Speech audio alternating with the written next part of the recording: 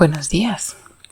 El día de hoy terminamos Jueces y estos últimos capítulos, incluyendo desde el 17, 18, 19, 20 y 21, muestran una decadencia en Israel. Tanto así que llegaron a pelearse unos contra otros. Si tú ves el título del capítulo 20, es triste. ¿Cómo así que Israel contra los benjaminitas? Y los benjaminitas también eran de Israel. Uno piensa, pero ¿por qué se están peleando entre ellos? Y bueno, pues hubo varias circunstancias que llevaron a esto. De hecho, este asunto de Levita, la concubina, el robarle plata a la mamá, poner un templo y cosas de estas, pues realmente se ven extrañas en la Biblia. Pero el Señor también nos muestra hasta qué punto el pecado nos puede llevar a estar tan bajo, que no nos demos cuenta ni siquiera de la ley del Señor y obedecerla y cumplirla en cosas pues sencillas y en cosas como violar a una mujer hasta morir. O sea, eso es una cosa terrible. Pero así es el pecado. El pecado nos lleva hasta lo más bajo. Y muchas veces el Señor permite ciertas circunstancias en nuestra vida para que nosotros comprendamos qué tan lejos podemos llegar en el pecado. Como Aarón fue el sumo sacerdote, pero primero fue un idólatra. Y el Señor tuvo que probarlo y mostrarle que él podía llegar a ser un idólatra, para que de ahí en adelante pudiera estar delante de Dios de pie o de rodillas, como muchas veces estaba postrado ante el Señor cuando había un problema. David también fue su decadencia poco a poco hasta llegar a un punto que él yo creo que nunca quiso estar o nunca pensó que iba a poder estar. Y esto es impactante porque el pecado es terrible. El pecado nos puede llevar a comernos entre nosotros, como dice Pablo en Gálatas, a mordernos, dice. El pecado puede llevarnos a pelear con gente que ni pensamos.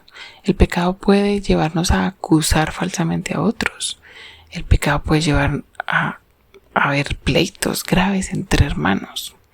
Y aunque el Señor sabe usar todas estas cosas para bien, como lo vimos con Sansón, el Señor también quiere que nosotros seamos conscientes de que el pecado habita en nosotros y que necesitamos todos los días rendirnos a los pies del Señor para poder estar de pie ante Él, para poder estar en paz los unos con los otros, como también nos manda el Señor, por ejemplo, en Gálatas 6:10. En lo que depende de ustedes estén en paz con todos y mayormente con los hermanos. Realmente el pecado nos puede llevar a hacer cosas terribles. Por eso es necesario que todos los días busquemos al Señor y nos rindamos a Él. Busquemos estar dependiendo de Él, busquemos estar permitiéndole al Espíritu Santo que nos gobierne y que pueda producir en nosotros este fruto que debe verse, el fruto que habla Gálatas 5. Cuando no permitimos al Espíritu Santo gobernarnos, se produce lo contrario. El pecado es el que nos gobierna. Y como hemos escuchado muchas veces, tenemos dos naturalezas, la que nos lleva a pecar y la que nos lleva a agradar a Dios. Pero depende de cuán dispuestos estemos a negarnos a nosotros mismos y a permitir que el Espíritu nos gobierne. Cuán dispuestos estamos a buscar al Señor todos los días, a pasar tiempo leyendo su palabra, aprendiendo, pidiéndole que me enseñe, pidiéndole que me lleve por el camino que Él quiere. Y esto es una disposición que debe estar en nuestra vida presente diariamente, para que realmente le permitamos gobernarnos. Y si no, como dice Pablo también, no reine pues el pecado en ustedes. Así que si nosotros no permitimos al Espíritu que gobierne, quien gobierna va a ser el pecado. Y el Señor muchas veces nos permite estar en esta situación para que nos demos cuenta, uno, de lo que debemos hacer y dos, de quién es el que está gobernando nuestra vida, de qué tan lejos podemos llegar si obedecemos al pecado. Es complicado, ¿verdad?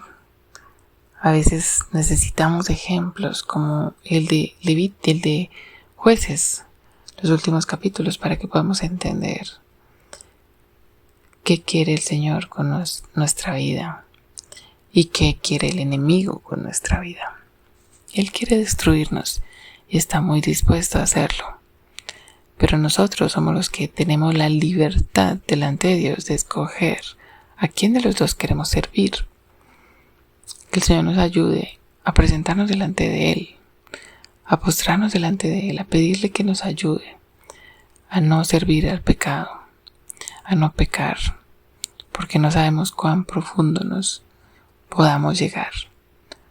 Y pues experimentarlo no siempre es la mejor manera. Esto también puede crear graves problemas entre los hermanos. Y de hecho por esto ha habido muchas divisiones. Porque hay personas que se dejan gobernar por el pecado. Y esto no es lo que el Señor nos ha mandado a hacer unos a otros.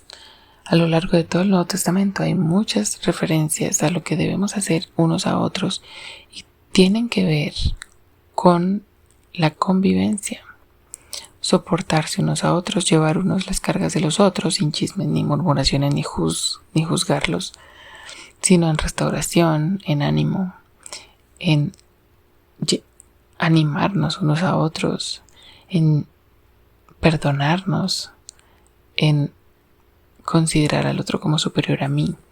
Y hay tantas cosas que debemos hacernos unos a otros, que es justamente lo que el Señor quiere para que podamos vivir los unos con los otros de una manera pacífica, de una manera no pecaminosa. En Jueces al final de todo se ve también que pues hubo un problema y a ellos les dolía que una tribu estuviera aparte y ellos buscaron restaurar esta situación. Habían hecho promesas que no podían faltar, pero buscaron cómo hacer para restaurar esa tribu de Benjamín.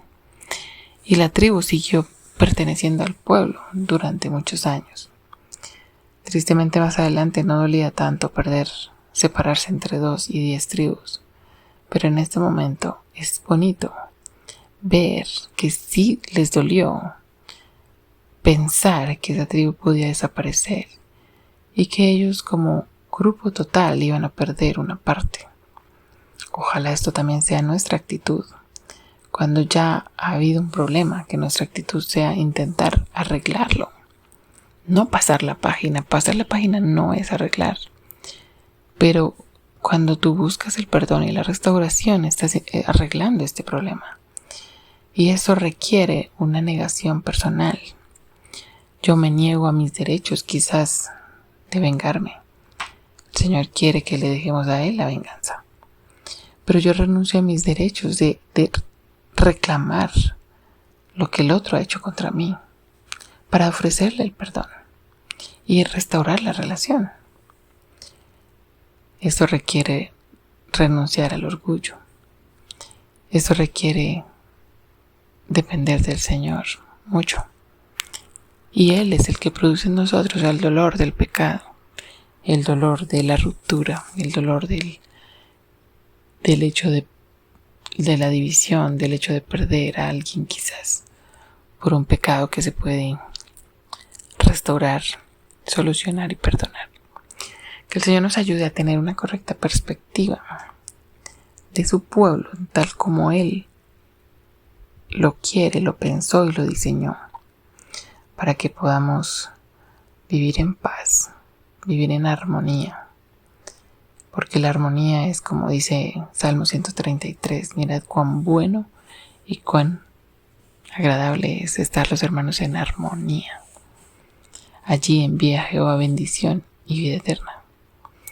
El Señor nos ayude en este camino, en este peregrinaje, en esta tierra. Dios te bendiga este día.